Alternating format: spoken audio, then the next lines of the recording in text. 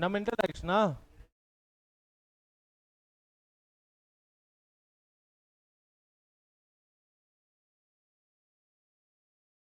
कितने अधिकार थे?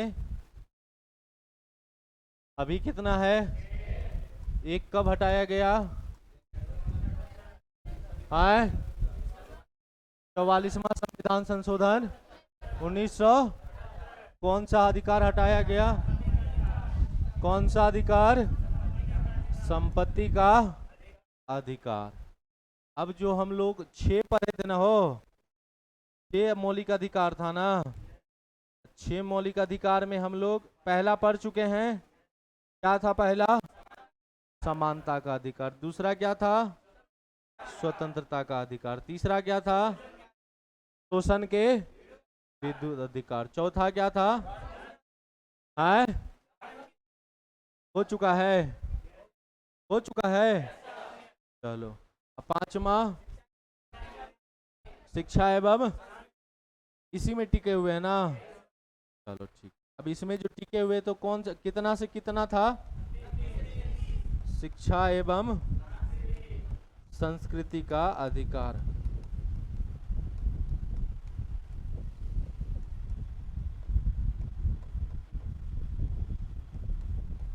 आर्टिकल 29 से 30। आर्टिकल 29 से 30 तक ये हेडिंग देके लिखो। ये हेडिंग दे देना, शिक्षा एवं संस्कृति का अधिकार।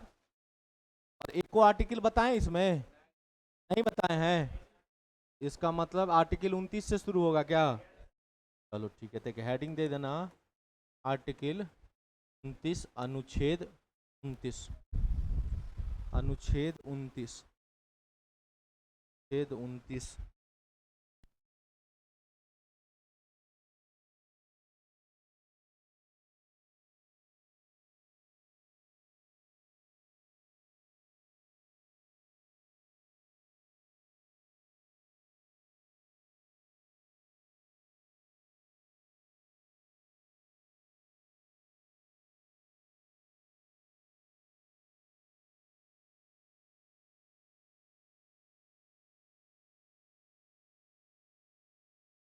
चलो लिखो आर्टिकल 29 में, अल्पसंख्यकों के लिए, अल्पसंख्यकों के लिए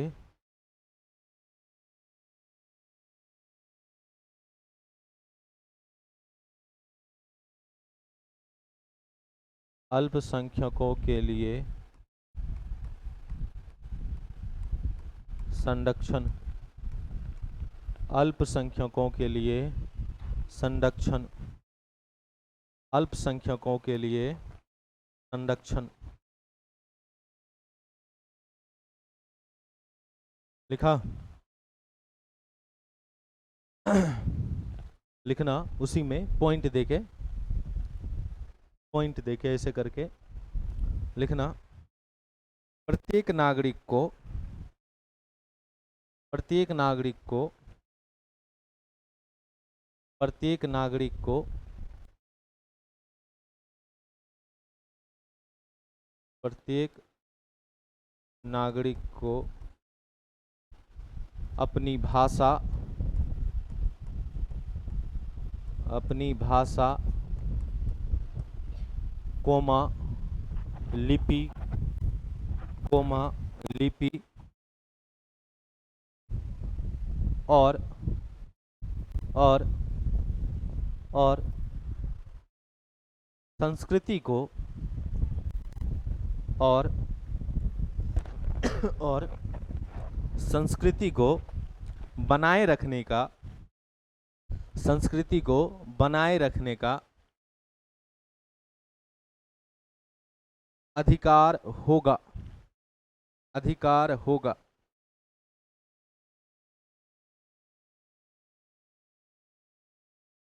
अधिकार होगा।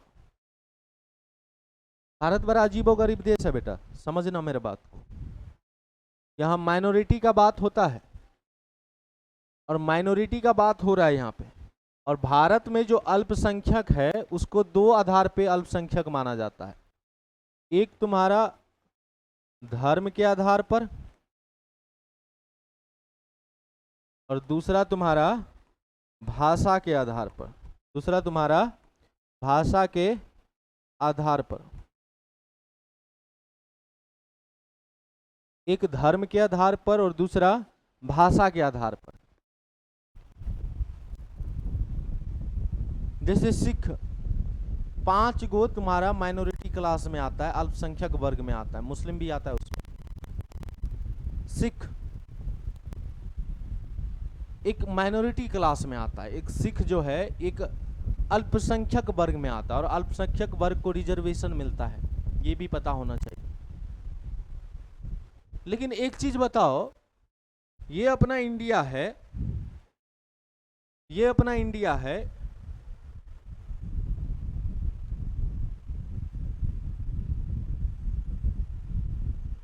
ये अपना इंडिया है, और ये पंजाब वाला एरिया हुआ, और पंजाब वाले एरिया में अधिकतर तुमको सिख लोग मिलेगा, यहां पे सिख लोग मिलेगा। क्या पंजाब में तुम कह सकते हो कि सिख जो है, ये जो सिख संप्रदाय है, ये माइनॉरिटी क्लास में आएगा? मेजोरिटी है वहां पे उसका। तुम एक बिहार और यूपी वाले को, एक ब्राह्मण, एक यादव, एक राजपूत को तुम दिल्ली में रिक्शा चलाते हुए देख सकते हो, लेकिन एक पंजाबी को तुम कहीं पे भी ज्यादा रिक्शा चलाते हुए नहीं देखा होगा। माइनॉरिटी मान लिया गया। क्या कश्मीर में मुस्लिम अल्पसंख्यक हो सकता है? वहां तो कश्मीरी पंडित को अल्पसंख्यक होना चाहिए, क्योंकि कश्मीर में संख्या ज्यादा किसकी है? मुस्लिमों की है। क्षेत्र वाइज बांटना चाहिए, लेकिन भारत में धर्म के आधार पे बांट दिया और दूसरा भाषा के आधार पे बांट दिया। और ये जो खास करके अल्पसंख्यक का बात हो रहा है यहाँ पे, उसको अपनी भाषा को, उसकी अपनी लिपि को, उसकी अपनी संस्कृति को बनाए रखने का अधिकार होगा। और यदि कोई हस्तक्षेप करता है उसके लिपि में, उसके भाषा में, उसकी संस्कृति में, उसकी शिक्षा में, तो उसका मौलिक अधिकार का हनन माना जाएगा, और यदि मौलिक अधिकार का हनन माना जाएगा तो तुम्हारे ऊपर कार्रवाई कर सकती है।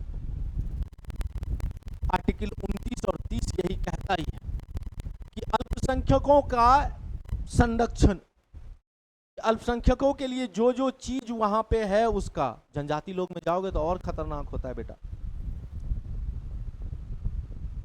यदि वो किसी पर्वत को पूज रहा है, यदि वो किसी पेड़ को पूज रहा है, और वो पर्वत, वो चट्टान यदि किसी रास्ते से जा रहा है, और यदि सरकार चाहेगी कि, होता है ऐसा, कई बार हुआ है, कई ऐसा जनजाति हुआ है, वो नेचर का पूजा करता है, वो लोग प्रकृति का पूजा करता है। हम लोग ना मूर्ति का पूजा करते हैं, वो लोग का कुल देवता होता है अलग अलग। कोई पहाड़े को मान लेता है यही हमारा कुल देवता है, भाषा उसका अलग है, छोटा सा एरिया में रह रहा है वो लोग, जनसंख्या भी बहुत कम है, और वो लोग का भाषा चेंज है, उसका लिपि चेंज है, उसका पूजा करने का ढंग है, उसका देवी देवता अलग है हम लोग से। और हमारा संविधान जो है उसको संरक्षण देती है। यदि किसी पहाड़ का पूजा कर रहा है, और पहाड़ यदि मान के चलो पहाड़ का पूजा कर रहा है, और उसी पहाड़ के रास्ते से एक रोड बना रहा है गवर्नमेंट, और यदि उस पहाड़ को तोड़ नहीं पाएगा, क्यों? क्योंकि वो उसका कुल देवी देवता है, उसको संरक्षण मिल रहा है, उसको संरक्षण दे रहा है, उसका मौलिक अधिकार है। ऐसा ऐसा केस भारत में हो चुका है। उसके संस्कृति को बचाने का अधिकार जो है संविधान उसको खुद देता है।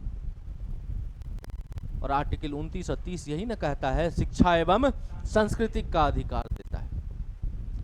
तो आर्टिकल 29 जो है वो अल्पसंख्यकों के संरक्षण से रिलेटेड है, कोनो दिक्कत नहीं। अब लिखना आर्टिकल 30, अनुच्छेद 30।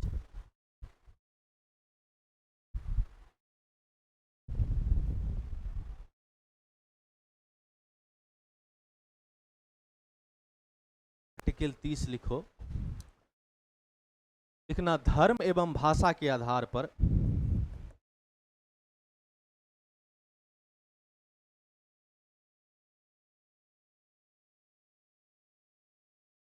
धर्म एवं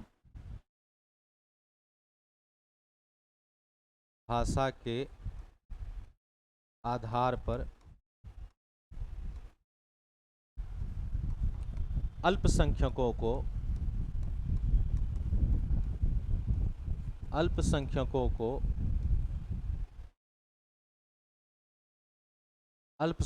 को शिक्षण संस्थान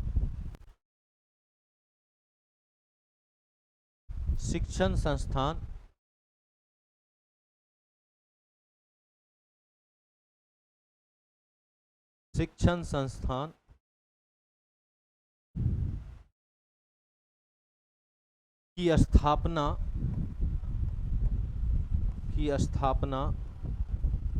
शिक्षण संस्थान की स्थापना तथा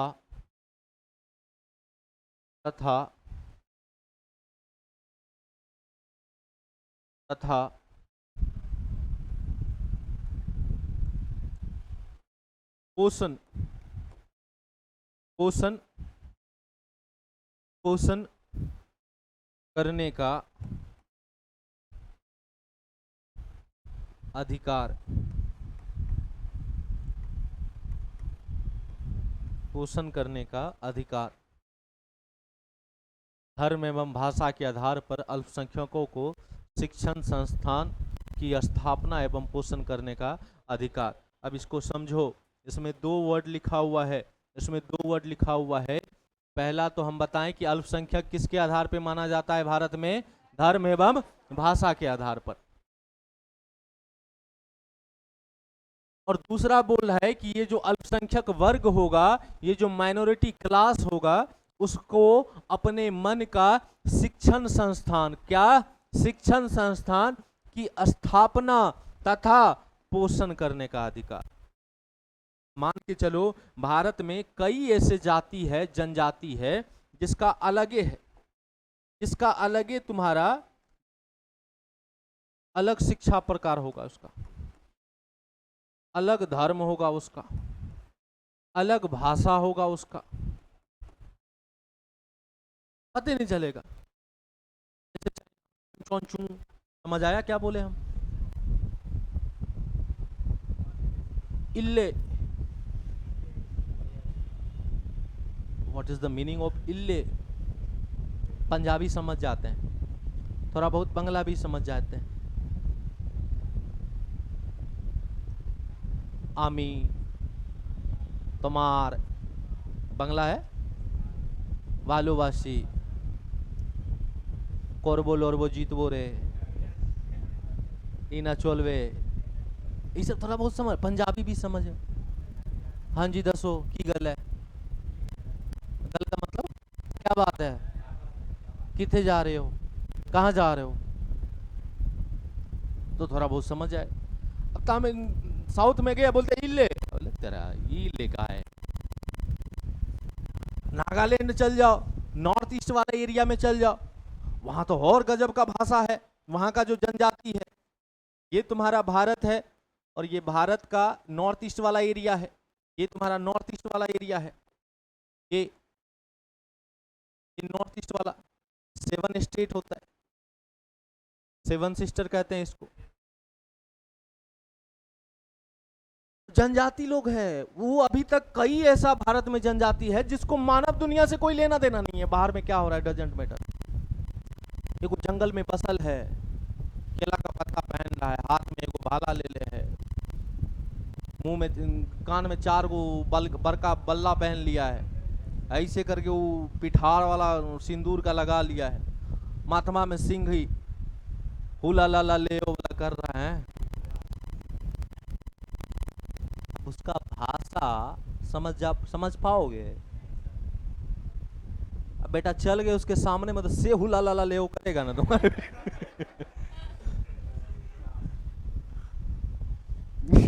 गए थे तुम देखने के लिए, लेकिन अपने हुला ला ला ले हो गया, मार देता वो लोग। पहले तो नरमुंड कहा जाता था वो लोग को, नागा जनजाति होता है, नरमुंड आदमियों का सर काट देता था। गए थे पिकनिक मनाने, खुद अपने पिकनिक बन गए, ऐसे हो जाते। अब उस सबके धर्म में कोई हस्तक्षेप करेगा? अब मान के चलो वो हुला लाला लेओ वाला किसी पर्वत को पूजा कर रहा है और हम सरकार हैं, हम गए पर्वत को हटाओ, हमको रोड बनाना है, ये हुला लाला लेओ करेगा ना हमको? सरकार हो तुम अपने घर में, मेरे यहाँ कुछ हो नहीं हो। तो ऐसा कुछ ना हो भारत में, इसीलिए उसको पहले ही एक अधिकार दे दिया जाए। ऐसा कोई घटना ही ना हो भारत में, इससे पहले कोई अधिकार दे दो। अब जिसका अपना भाषा है, उस भाषा को प्रसिद्ध करना है, तो उसको अपना शिक्षण संस्थान बनाने का अधिकार है। एक ऐसा स्कूल बनाएगा जिसमें सारा उसका बच्चा हुला लाला ले वही करेगा।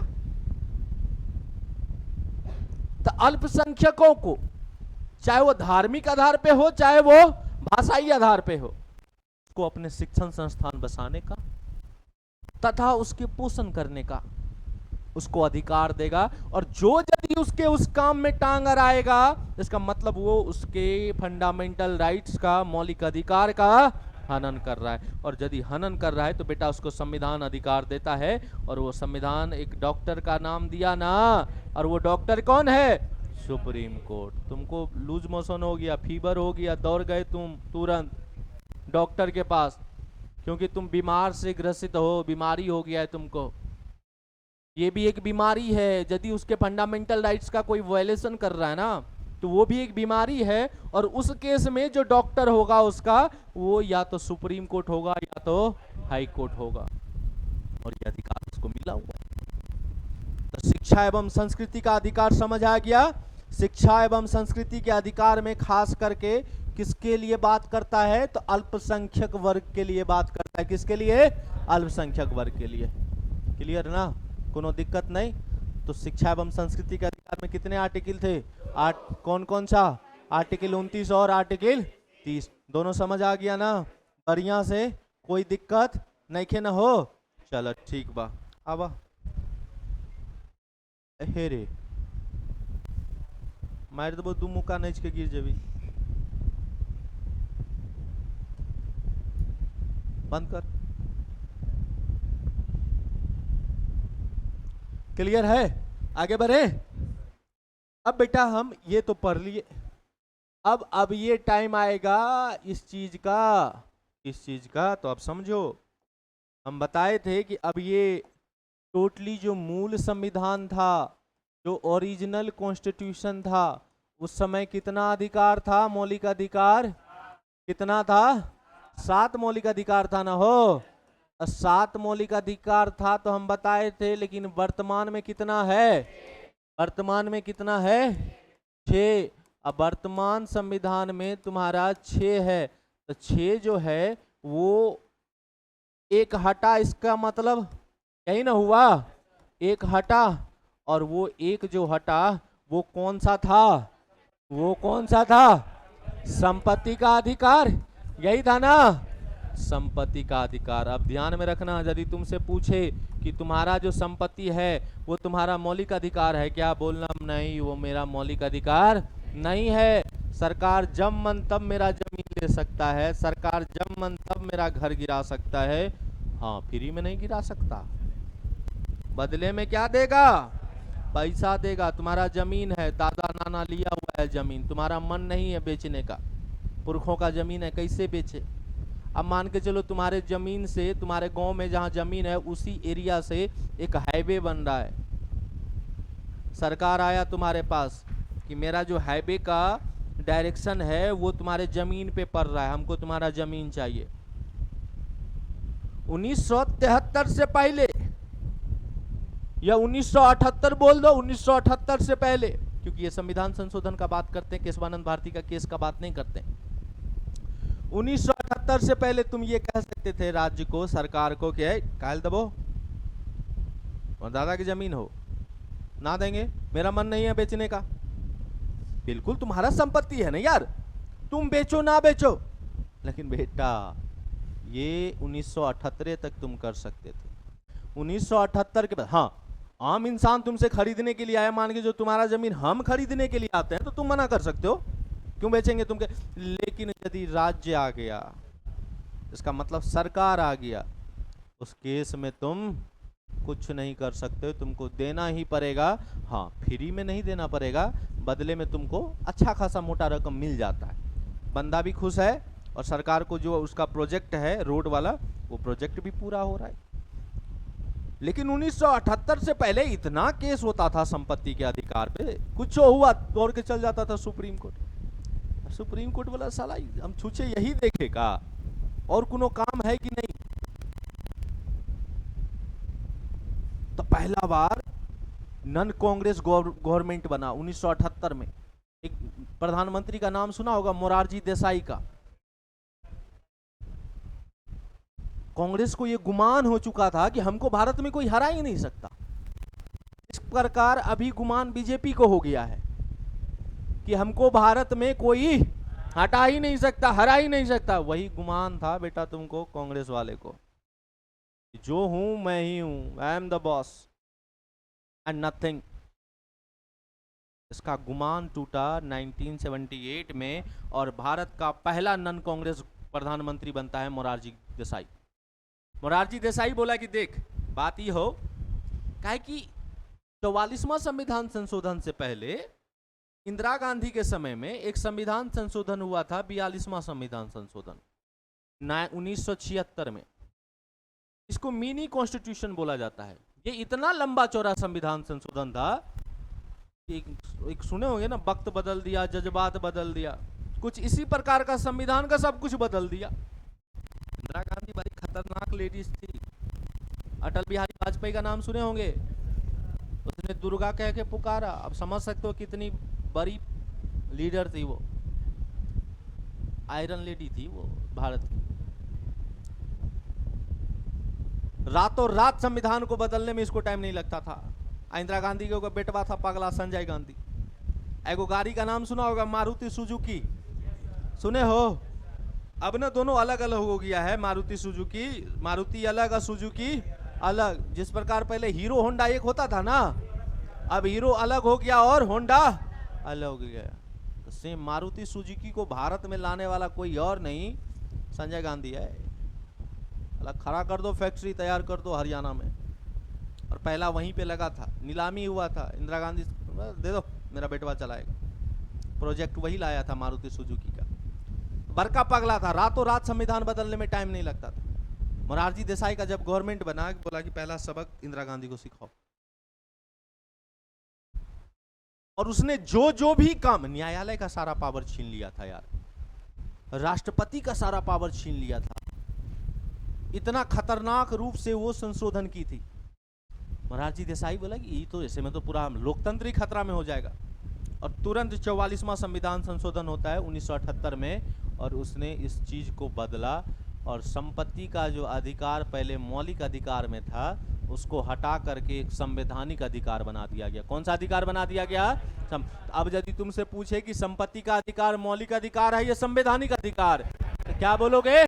संवैधानिक अधिकार है। मारेंगे 10 थापुट, बढ़िया सूट। क्या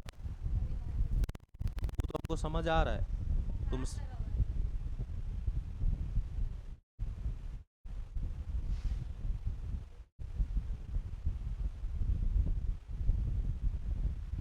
बॉडी टच करो तो बुखार है, छुओ दे, छुओ, हल्का है। पगली, चलो ठीक हो जाएगी, चिंता मत करो, मेडिसिन खाओ। तो संपत्ति के अधिकार को हटा दिया गया। अब संपत्ति का अधिकार अब मौलिक अधिकार में किस अधिकार में आता था? ये आता था आर्टिकल 31 में। किस में आता था? आर्टिकल 31 में। आर्टिकल 19 में भी आता था, याद करो। आर्टिकल 19 में भी 7 को था ना, एक को हटा दिया था, उसमें भी संपत्ति का अधिकार था। मेनली जो आर्टिकल संपत्ति का अधिकार था वो किस आर्टिकल में था? आर्टिकल 31 में। तो 30 तक तो हम लोग पढ़ लिए। ये इसलिए बताएं क्योंकि मन में किसी को आ सकता है कि 31 कहाँ गया। सीधा 32 बताएंगे तो पूछोगे ना कि 31 कहाँ गया। 31 तो लिख लेना, यहाँ पे ऐसे करके लिख लेना। और संपत्ति के अधिकार को कब हटा दिया गया? 44वां संविधान संशोधन 1978, लिख लो, द्वारा समाप्त, द्वारा समाप्त, लिख लो, मैं से ही लिख लेना।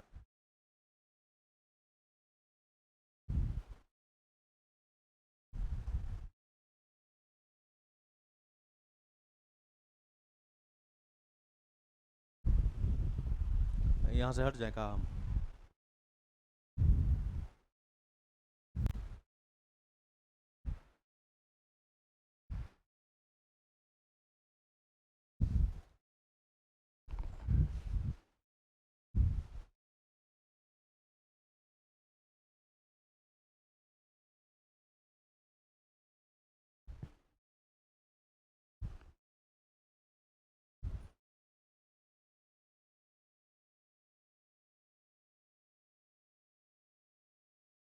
देखो तो पानी है वहाँ, है हो, ठंडा हो है।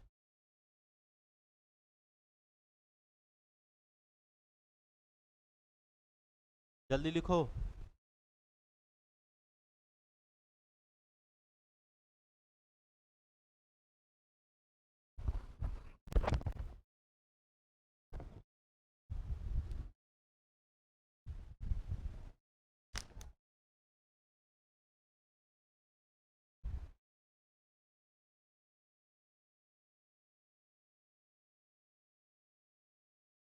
क्लास में याद हो जाता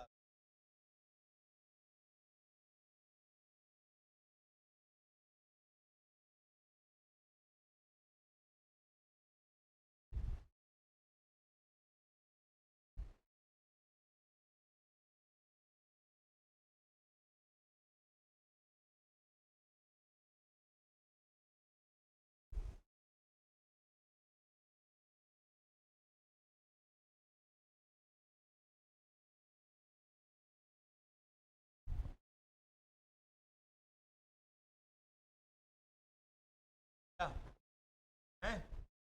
आर्टिकल 31 कौन सा अधिकार था? संपत्ति का अधिकार। कब हटाया गया? 44वां संविधान संशोधन 1978 के द्वारा हटाया गया। और इसको स्टार मार लेना, कई बार एग्जाम में क्वेश्चन पूछा गया है कि संपत्ति के अधिकार को किस संविधान संशोधन के द्वारा हटाया गया है। तो 44वां संविधान संशोधन 1978 के द्वारा। क्लियर है? अब आते हैं, अभी तक तो हम लोग बीमारी का नाम पढ़ रहे थे, कहाँ कहाँ से हम लोग बीमार हो सकते हैं। अब हम लोग आते हैं कि जो हम लोग जो बीमार होंगे, डॉक्टर कौन बनेगा हम लोग को ठीक करने वाला, वो आर्टिकल 32 बताता है। तो लिखो अनुच्छेद 32, लिखो आर्टिकल 32, एक हेडिंग दो, आर्टिकल 32, आर्टिकल 32।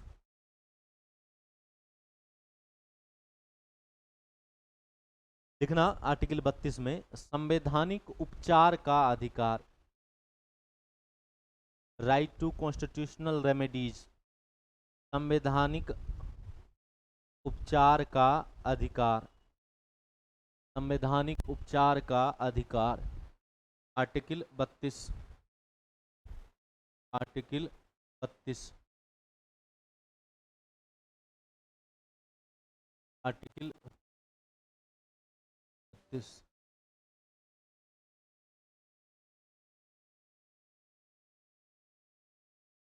संवैधानिक उपचार का अधिकार।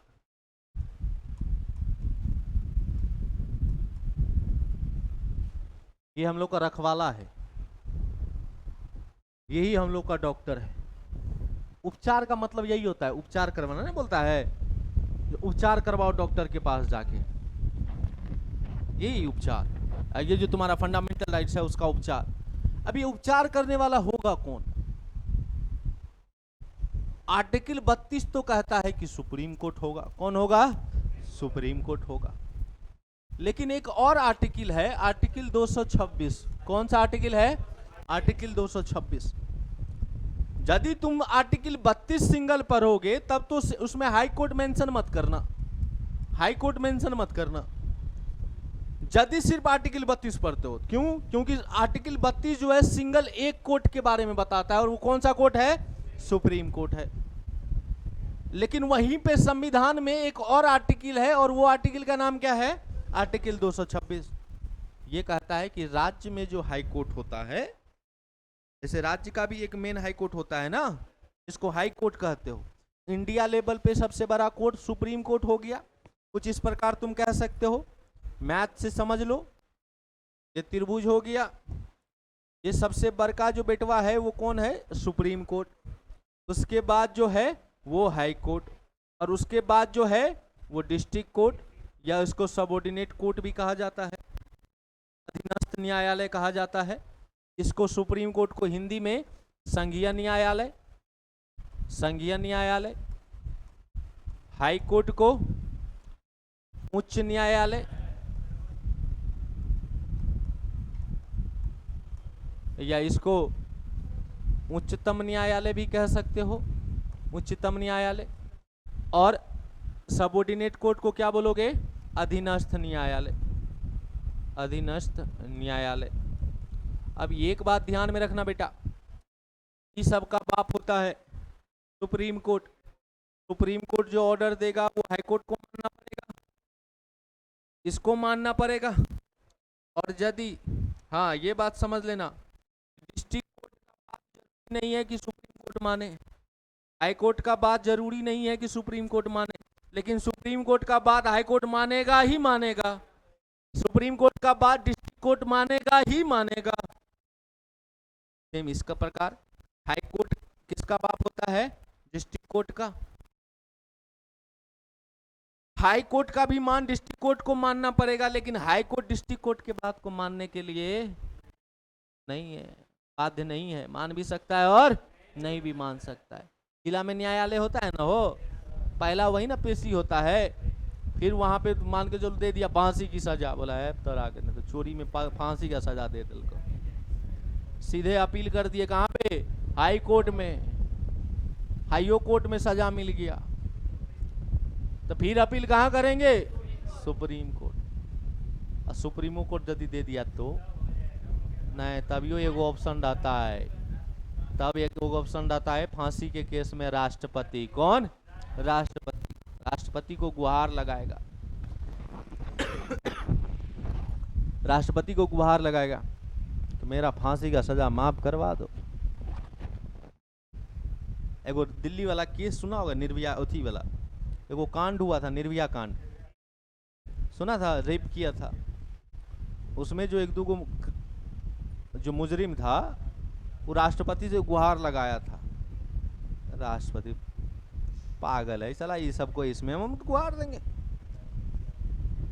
नहीं, इस मामले में पता है भारत थोड़ा सा सॉफ्ट है।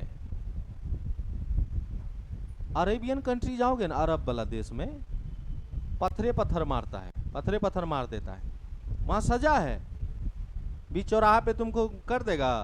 यदि लड़की के साथ कुछ किए हो, बीच चौराहे पे खड़ा कर दिया तुमको, अब पत्थर रहता है, बोलता है मारो पत्थरे पत्थर। फांसी वाला जो सजा होता है ना वो तुरंत हो जाता है, लेकिन ई वाला जो सजा होता है ना बड़ा कष्ट देता है। तब उसको पता चलता है कि कष्ट देना कितना भारी बात होता है। एक लड़की के साथ ऐसा करना इतना बड़ा गुनाह है। वैसन वैसन काम रहना चाहिए, तोप में बांध देना चाहिए, औरा दे सीधे जय श्री राम, राम नाम सत्य है, ऐसा वाला कांड होना चाहिए। लेकिन भारत में क्या है?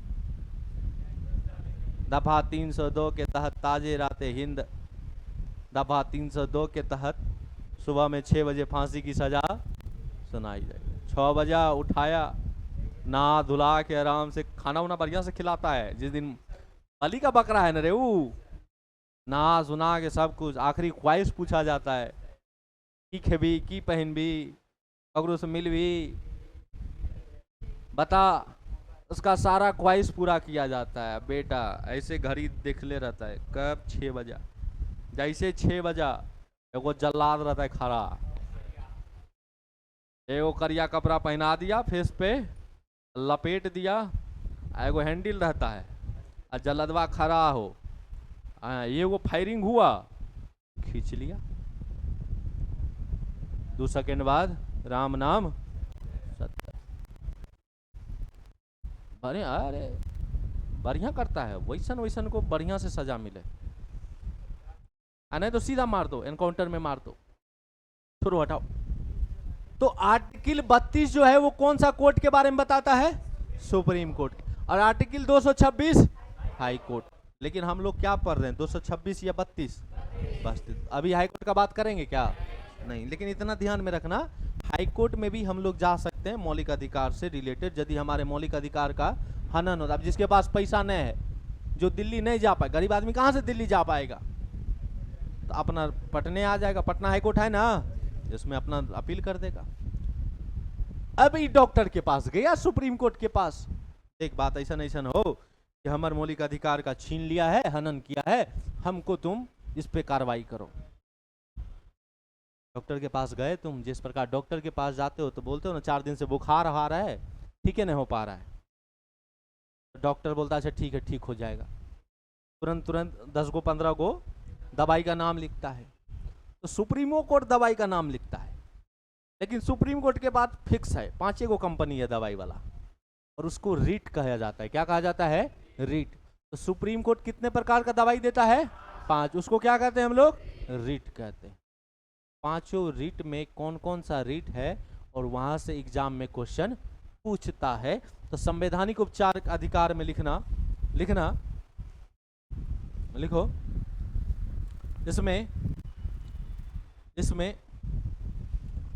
इसमें 5 प्रकार के, कितने प्रकार के? 5 प्रकार के रीट। क्या? रीट। इसमें 5 प्रकार के रीट।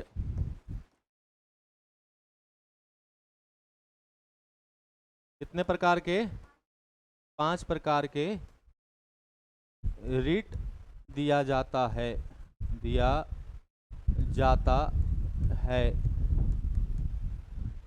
किसके द्वारा? सुप्रीम कोर्ट के द्वारा। किसके द्वारा? सुप्रीम कोर्ट के द्वारा। जो लिख लेना यहीं पे, जो निम्नलिखित है, जो निम्नलिखित है, जो निम्नलिखित है, जो निम्नलिखित है, जो निम्नलिखित है। पहला, दूसरा, तीसरा, चौथा एंड पांचवा।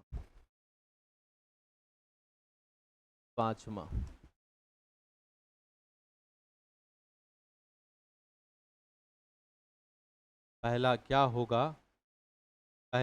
होगा वो आज नहीं पढ़ेंगे कल। थोड़ा सा ट्विस्ट नहीं लेके जाएगा तो मजा आएगा। हो क्लियर है कि नहीं?